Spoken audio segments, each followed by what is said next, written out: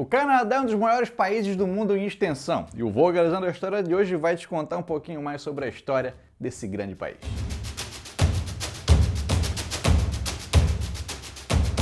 Antes do Canadá existir como país, a gente tem que saber que esse território já era habitado por uma galera e as teorias a respeito da chegada dessas pessoas ali dividem os especialistas até hoje. Por mais que existam algumas divergências, a teoria mais aceita é de que os primeiros seres humanos que habitaram a América do Norte vieram da Ásia, atravessando o Estreito de Bering, que hoje é só água, mas milhares de anos atrás tinha uma grande passagem que possibilitou que humanos que viviam na Ásia chegassem aqui na América. Se tem dúvida, confere esse vídeo aqui. E, inclusive, essa teoria ajuda a explicar o motivo de povos indígenas da América do Norte terem alguns traços asiáticos, como cabelo liso e olhos puxados. Os primeiros povos que habitaram o continente americano são chamados de paleoamericanos, e eles passaram a povoar primeiro a região que hoje a gente chama de Canadá, tendo como característica serem caçadores-coletores, ou seja, viviam da caça de animais e coleta de frutos em árvores ou caídos pelo chão. Acredita-se que eles só começaram a se sedentarizar e ficar mais de boa em um território só mais ou menos 3.500 anos antes de Jesus nascer, e fizeram isso dominando a agricultura, o que favoreceu a formação de diversas comunidades com características próprias, apresentando crenças religiosas diferentes e estruturas de poder variadas também. Foi nesse contexto que os nativos da América do Norte tiveram contato com os primeiros europeus, mas ainda não eram franceses e nem ingleses, mas sim aqueles que a gente costuma chamar de vikings. Hoje, a gente sabe que viking é muito mais uma atividade do que um povo, e a chegada de pessoas vindas dos atuais países nórdicos é tratada por algumas pessoas como uma espécie de lenda, mas já existem provas arqueológicas que os vikings realmente estiveram em terras canadenses. A gente já falou sobre o assunto nesse vídeo aqui, mas é claro que ainda existem algumas lacunas a respeito de informações mais precisas sobre qual foi o primeiro grupo ou líder a trazer os vikings para esse lado do mundo. Quando essas lacunas existem, a gente pode tentar preencher elas usando a mitologia. E segundo a saga de Eric o Vermelho, uma fonte nórdica que narra acontecimentos por volta do ano 1000, quem liderou os vikings até o Canadá foi um cara chamado Leif Erikson. Contudo, outra fonte importante que narra aventuras de heróis vikings desbravando o mundo é a saga dos groenlandeses, que diz que quem foi o primeiro nórdico a chegar onde hoje é o Canadá foi um explorador chamado Bjarne Foi um explorador com esse nome difícil aqui. Então, mesmo sendo registros escritos das viagens, os debates ainda se fazem presentes, porque cada uma dessas fontes diz uma coisa diferente sobre quem foi a pessoa que chegou primeiro na América do Norte. Os estudiosos que são especialistas nesse tema costumam dizer que o mais provável é que quem tenha chegado no Canadá tenha sido Leif Erikson mesmo, e com ele mais ou menos 5.000 pessoas. Mas é importante dizer que essas 5.000 não vieram de uma vez só. Não, senhor. As expedições foram acontecendo em ondas e alguns povoados foram se formando em uma terra que os nórdicos chamaram de Vinland, mas que nós conhecemos como Canadá. Oh, Canadá! Que hino, né? Imagina se o do Brasil fosse. O Brasil! As descrições de Vinland batem certinho com algumas características de relevo e vegetação daquele ponto do Canadá onde os caras chegaram. Como, por exemplo, a descrição de que essa terra possuía florestas fechadas com riachos que sempre ficavam cheios de salmão. Um prato cheio para quem curte um temaki. E como a gente tá falando de coisa boa, já aproveita para deixar um like no vídeo e se inscrever aqui no canal. Desse jeito, muito salmão vai brotar na tua vida. Pode confiar. Lá na Escandinávia, os vikings estão como característica ser um povo bastante ligado ao comércio marítimo. E, quando chegaram no Canadá, viram uma região fria, muito parecida com o que eles já estavam acostumados, fazendo os caras se sentirem em casa e felizes com a abundância de comida. Em Vinland, os caras encontraram um terreno fértil para a plantação de uvas selvagens e cantigas, lendas e histórias foram criadas sobre o lugar, que até então era desconhecido. Vinland despertou a curiosidade de outros exploradores e marinheiros nórdicos, e a gente consegue afirmar isso graças ao mapa de Skalholt, que mostra instruções de como sair da Escandinávia e chegar aqui na América, onde hoje está ali o nosso querido Canadá. É provável que esse mapa tenha sido produzido por volta de 1570 e usado por especialistas e curiosos como uma fonte que guardava essa descoberta viking na América, mas Vinland só deixou de ser uma lenda ou uma história que a galera contava em 1960, porque foi nesse ano que um casal acabou encontrando provas materiais de que os vikings não só tinham passado pelo atual Canadá, como também tinham colonizado o território por um tempo. Foram encontrados pregos de metal, material que não era utilizado pelos nativos que viviam na região, agulhas de costura e fundações de construções de madeira muito parecidas com aquelas utilizadas pelos povos nórdicos na sua terra natal. Essas descobertas permitiram que esse sítio arqueológico aqui fosse inaugurado e ainda hoje existem pesquisas sendo feitas com o objetivo de entender melhor como aconteceu a ocupação viking na América do Norte. Claro, por mais que essa passagem dos vikings pelo Canadá tenha sido algo marcante, ela foi pontual, porque ainda não existem informações concretas afirmando quanto tempo eles ficaram ali. Mas a gente pode dizer, sem medo de errar, que não foi tanto tempo assim. As evidências arqueológicas não são muito numerosas, e isso indica que em certo período os vikings simplesmente foram embora pelo mesmo caminho que eles vieram. Claro, saber que os vikings chegaram aqui na América antes do Colombo é uma curiosidade maneira, já ajuda a puxar assunto com a tua gata ou com o teu gato, não tem erro. Mas teve outra colonização que surtiu bem mais efeito e foi mais duradoura, a dos ingleses e dos franceses. Durante o século XV, os reinos europeus estavam focados em encontrar novas rotas comerciais para as Índias, onde conseguiam aquelas famosas especiarias. Mas o Império Otomano, que em 1453 tinha derrotado os bizantinos, fechou a Rota da Seda e bloqueou a passagem terrestre para o Oriente, fazendo com que os reinos europeus precisassem se coçar para achar um outro jeito de chegar até as suas especiarias. Sim, a gente sabe que não eram só especiarias, tinham tecidos, porcelana e vários outros itens importantes também. Mas, em 1492, Cristóvão Colombo, a serviço da coroa espanhola, enquanto tentava uma nova rota para chegar na Ásia, chegou no Novo Mundo. Só que não era só a Espanha que estava financiando exploradores e navegadores para encontrar novos caminhos possíveis para as Índias. A coroa britânica, naquele momento, governada por Henrique VII, investiu num cara chamado Giovanni Caboto, que os ingleses chamavam de John Cabot. E esse cara é o responsável pela primeira documentação que trata de uma chegada europeia no Canadá. Ele saiu da Inglaterra em 1497 e tentaria atravessar a passagem do Noroeste, que levaria o cara até a Ásia. Mas durante a viagem passou por uma ilha que foi batizada de Terra Nova. E a partir dessa viagem e outras que se seguiram depois dela, o território canadense foi sendo mapeado pelos ingleses. Quem não curtiu isso aí foram os portugueses, que diziam que, de acordo com o Tratado de Tordesilhas, aquelas águas e terras só podiam ser exploradas por eles. E o navegador português João Fernandes Lavrador também esteve por ali, batizando inclusive uma região do Canadá chamada de Labrador. Com essa disputa pelo direito de navegar na região do Canadá rolando, os navegadores descobriram que as águas de lá eram cheias de peixe. E além de ingleses e portugueses, espanhóis e franceses foram para lá pescar também. Mas até o momento, ninguém tinha demonstrado muito interesse em desembarcar e explorar as terras canadenses. A própria Inglaterra, que tinha sido a pioneira a encontrar uma boa rota marítima para lá, não deu muita importância no primeiro momento. E como Portugal estava mais preocupado com o Brasil,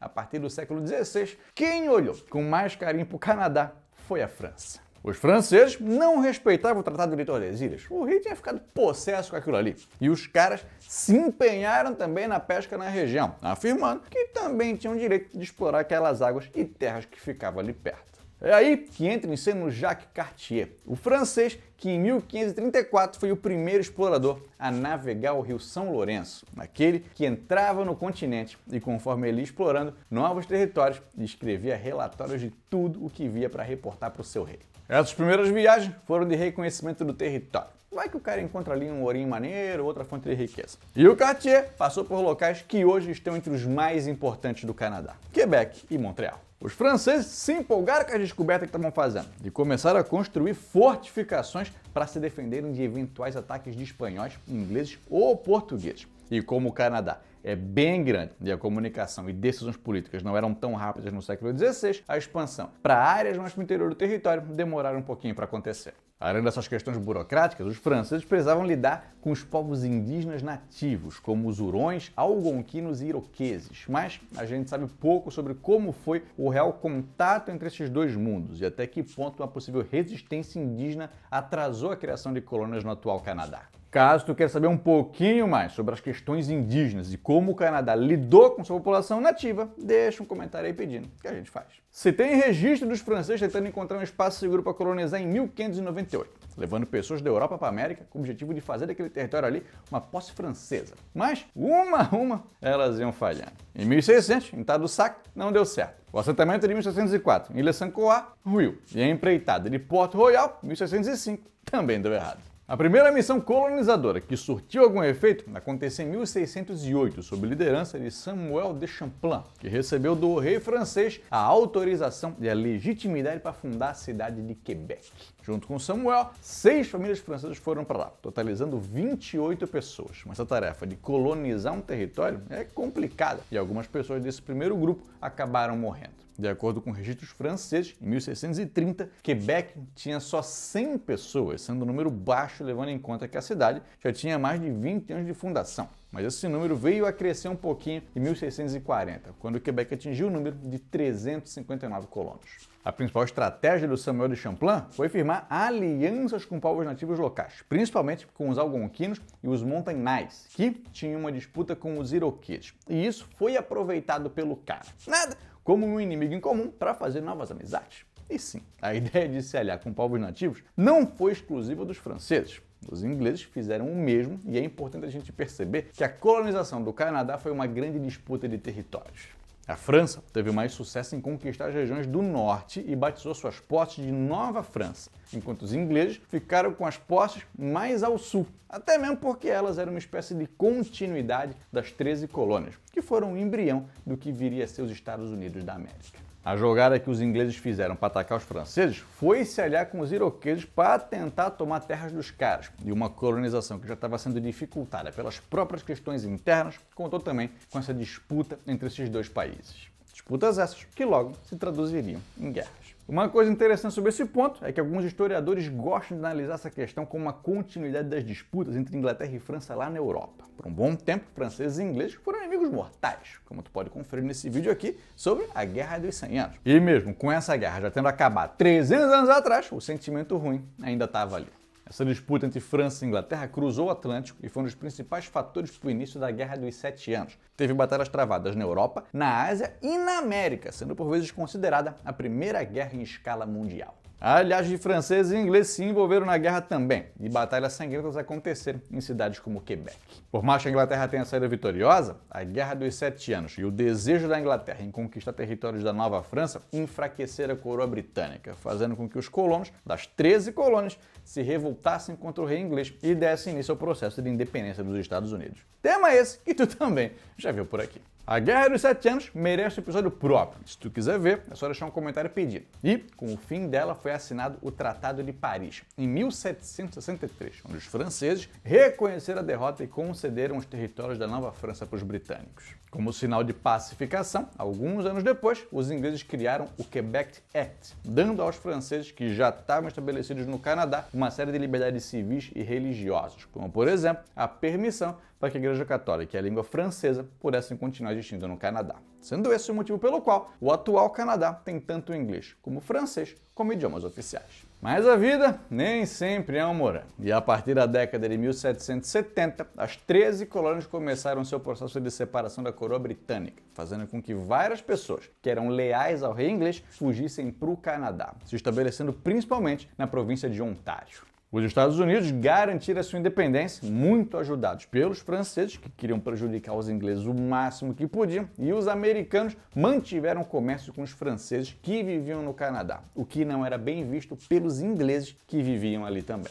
Os ingleses passaram a armar povos indígenas nos Estados Unidos para colocar uma pedra no sapato na antiga colônia e passaram a impor restrições ao comércio dos caras com os franceses. Mas pô, agora os Estados Unidos não eram mais uma colônia. Então como que tinha essa restrição? É que o território canadense era importante para essa negociação, principalmente território marítimo. E foi ali que os ingleses colocaram entraves para que os seus inimigos, que agora eram aliados um do outro, não pudessem mais negociar. Isso já era no começo do século XIX e os americanos já tinham comprado a Louisiana da França, aumentando muito o seu território e criando um gosto por expansão territorial, o que motivou alguns congressistas a apoiar uma guerra contra a Inglaterra em território canadense, porque assim os caras acabariam com as restrições comerciais e ainda ganhariam o Canadá de brinde. Uma nova guerra começou em 1812, a chamada Guerra Anglo-Americana, que só foi terminar em 1815. E na prática foi uma ex-colônia invadindo um território do colonizador. Ao todo, a coroa britânica enviou mais ou menos 50 mil homens para defender sua posse, além dos 10 mil soldados locais. E foi uma guerra sangrenta com derrotas e vitórias para os dois lados. Mas entre os eventos mais importantes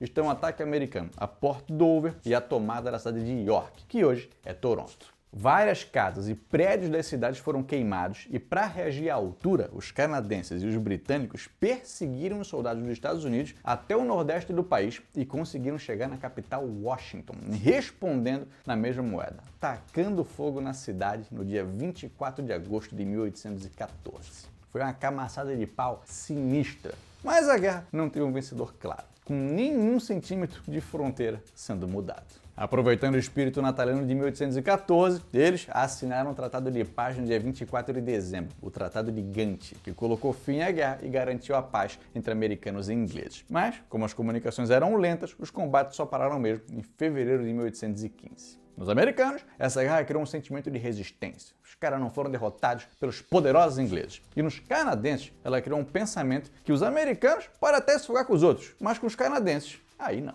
Claro, a guerra também criou um temor de que novas invasões podiam acontecer. Então os Canadás, Quebec, Ontário, Nova Escócia e Nova Brunswick, se uniram na chamada Confederação Canadense de forma oficial em 1867, decretando a autonomia do Canadá em relação ao Reino Unido, mas sem uma ruptura radical como a que as 13 colônias tinham feito. Não teve uma revolução canadense nem uma guerra civil, mas sim a união aos pouquinhos de territórios que eram colônias inglesas até que se formasse o território que hoje é o Canadá, o segundo maior país em área do mundo. Os caras receberam autonomia, tinham já suas próprias instituições políticas, mas as questões de relações exteriores ainda eram com os ingleses, e a legislação canadense ainda era dependente do Reino Unido. Então, não era uma independência completa ainda, e só passou a ser em 1982, quando os laços constitucionais e legislativos foram encerrados. O Canadá, contudo, é uma monarquia parlamentarista que manteve o rei do Reino Unido como seu chefe de Estado, mas que possui um primeiro-ministro que é o chefe de governo. A celebração da independência dos caras, o famoso Dia do Canadá, é celebrado em 1º de julho, por conta do Ato Constitucional de 1867, que uniu as províncias coloniais e deu o primeiro passo para o país se tornar o que ele é hoje e ser reconhecido como Canadá. Parabéns! Tu chegou no fim do vídeo e agora já tá sabendo um monte de coisa que não sabia a respeito desse gigantesco país. Então faz o seguinte, deixa o like aí pra gente, se inscreve no canal e segue o Vogalizando ali no Instagram também, que a gente posta mais um monte de material de história por lá. Tá vendo essa galera que aparece aqui? Eles são os nossos colaboradores. Galera que mandou pra gente um cincão no Pix, que a chave é o nosso e-mail e tá aqui na descrição do vídeo, que comentou um valeu demais e contribuiu financeiramente com a gente, ou então que virou um membro do nosso canal. Tendo acesso a emojis para usar aqui nos comentários e podendo participar de enquetes exclusivas para definir temas de vídeos que aparecem por lá. E os membros que assinam o plano Vogalive de carteirinha ainda ganham vídeos extras a cada 15 dias, sempre às sextas-feiras, sobre os mais variados assuntos, desde o julgamento dos ditadores argentinos até a história de Hong Kong, mas todos os vídeos com o selo Vogalizando de maneirice. Vira membro aí e ajuda o nosso canal a continuar existindo. Se tu gosta de podcast, a gente também tem um maneirão, onde o Mark e eu vamos comentar notícias, contar umas curiosidades e tirar dúvidas da galera também. Procura pelo podcast do Vogalizando que tu vais achar. Fica com o Vogalizando, confere aqui esse vídeo sobre a Groenlândia, ou então esse aqui onde a gente conta uma curiosidade para cada país da América. Um beijo e vamos lá.